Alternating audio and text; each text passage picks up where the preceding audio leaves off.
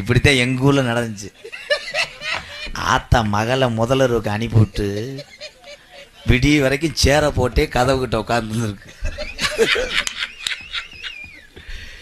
எதுக்குன்னா இந்த பிள்ளை தூக்கத்துல பயந்து பயந்து எந்திரிக்குமா, துணைக்கு எப்பயுமே ஆத்தா இருக்குமா.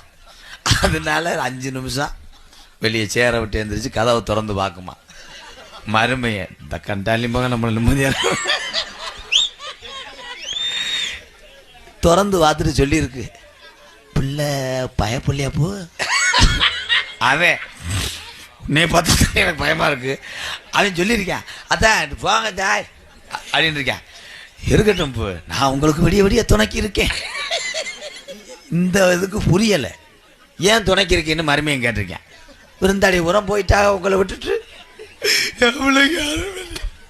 என் பிள்ளை ஒத்தையில விட்டு போயிட்டா பாரி வச்சிருக்கு. திரும்பி இந்த